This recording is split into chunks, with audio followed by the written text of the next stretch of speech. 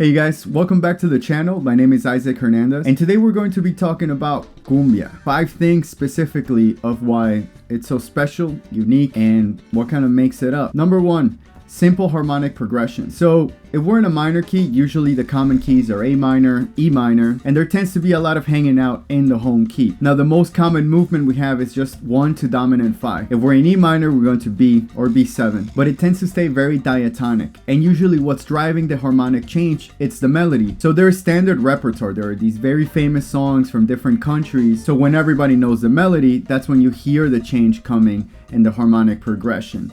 Some other very common ones are a 1 to a flat 7 or an Andalusian cadence from where you have 1 to flat 7, flat 6, and a dominant 5. But really at the core of cumbia we have the bass and the percussion.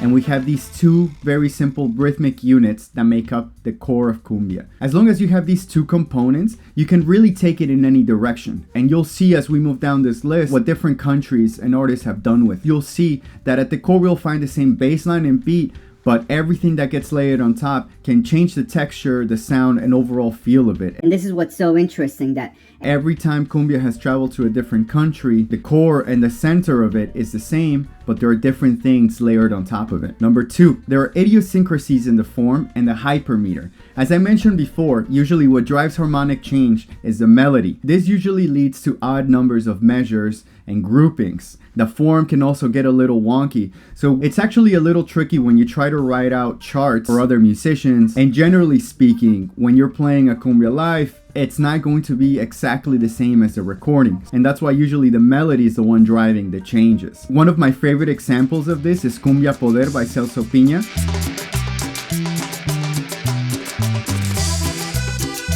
The verses aren't really symmetrical. We have extra measures in the second part of the verses,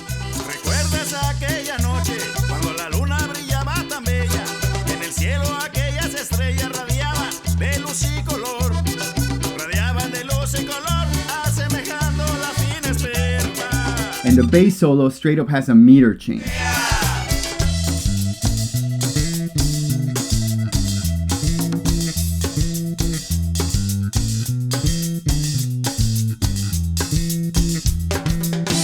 Which, at least for me, if I'm just listening to the melodic idea of the bass, it's just an ostinato repeating, it makes sense. If I try to count, that's usually when it gets a little tricky. And that's the advice I've given to other musicians that have joined me on a cumbia gig, is don't try to count it too much. Just learn the melody and we'll go from there. You'll be a little more flexible and you don't want to be glued to a funky looking chart. One of the trickiest cumbia songs I've ever had to perform that we've never quite gotten right was Que Calor by Supermercado.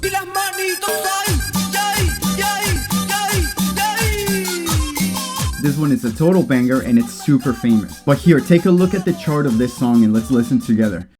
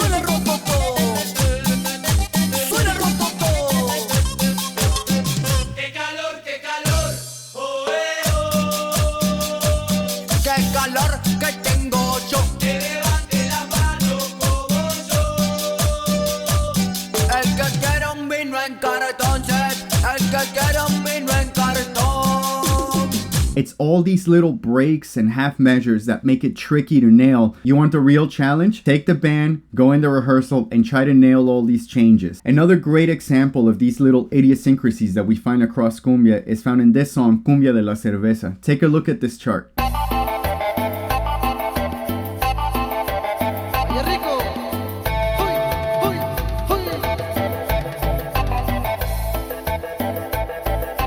Number 3, there are so many variations of cumbia. It started as a folk music in Colombia, and it was a result of the West African slave trade and the indigenous population from Cumbia coming together. And it started out as music for the working class, and it evolved from there and eventually started making its way across Latin America. As it traveled, every country, every generation added a little bit to it, which resulted in all these subgenres of cumbia. One of my favorite ones is cumbia psicodélica. This one became popular in the 60s in Peru from oil working towns, and it basically introduced the electric guitar, everything that was popular in blues and rock and roll music and surf music. And of course the electric guitar was very, very popular then, so that's what made its way into cumbia. And what the result is this Latin American beat with all these electric guitar textures on top of it, and it got coined psychedelic cumbia or chicha. One of the powerhouse groups from Peru, super standards, is La Danza de los Mirlos, which later became known as Cumbia de los Pajaritos,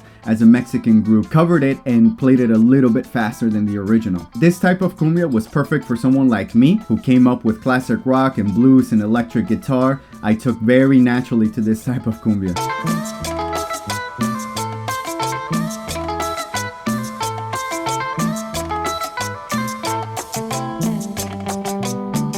Another favorite subgenre for me is the one by Celso Pina. I'm not sure exactly what it's called, if it's cumbia norteña. I know it's from Monterrey, and Celso Pina so because of him, we ended up with really interesting mixes of cumbia, which involved hip-hop, electronic music, some folk Mexican music, and he also revived something in cumbia, which was the accordion.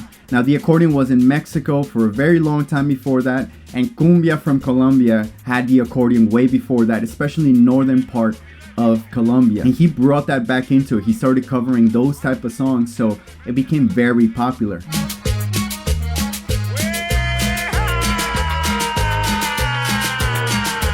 And my third favorite subgenre of cumbia is cumbia rebajada. This also originated in Monterrey, and I was put on by this because of a movie called Ya No Estoy Aquí. It's the story of this kid from Monterrey, and he comes to New York, and I kind of related to it on some levels. One, the love for cumbia was there from the beginning, so that was really cool. And two, just the story of going to another country, and you know, he's in New York, I grew up in New York also, so that was something that drew me in. And cumbia rebajada is featured big time in this movie. Cool movie to watch. And cumbia rebajada is a little bit weird because it's just regular cumbias that are slowed down. As I understand it, it's kind of the dubstep of cumbia, or if you don't feel like dancing, just want to chill out, listen to it. It's a different take, but it's definitely not for everybody.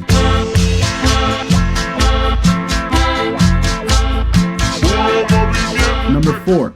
Every Latin American country has some type of relationship with cumbia. Colombia obviously being the source, but then traveling to Peru, you have cumbia psicodélica. Going to Argentina, we have cumbia villera. In Mexico, it really depends in the part of Mexico that you're in. Mexico City had super groups like Los Angeles Azules, and these were massive groups in the 90s, revived again, and they've kind of come back alive with massive hits and collaborations in the last 5 years or so. You keep traveling all the way to New York, you have cumbia sonidera, which has some roots in Puebla, and back here there's a big Pueblan community here in New York, and that's what we ended up with, is cumbia sonidera, which is kind of like a DJ shout out type of cumbia. Definitely for parties. It was huge in Queens. It was big deal. But that's one of my favorite parts of interacting with other people from Latin American countries, because we all have our favorite types, and what we consider standard repertoire kind of changes from country to country, and it's a type of cultural exchange. But at the heart of it, it's always the bass and the güiro, and those two things from any country can pick up and identify as cumbia. And number 5, cumbia for me has been very personal. It's almost like the soundtrack of my childhood. Some of my earliest memories are weddings or house parties, and cumbia was a big part of that. Although earlier into my career, I really just wanted to play rock and blues on the guitar, as I kept getting older and maybe a little bit more nostalgic, I found a new appreciation for cumbia, and all of a sudden had a really strong desire to just want to play it and connect with it. And I found some really amazing musicians, and we kind of made a band here in New York for a little while called Rebel Cumbia, and we played some amazing shows, and it's been one of the most fun and rewarding projects I've worked in ever. And we all kind of have our little story with cumbia. It's a band that has different members from different countries, and we all kind of just draw what we can from the music, and it's been a real good time. Thank you so much for watching. I'll catch you guys next time.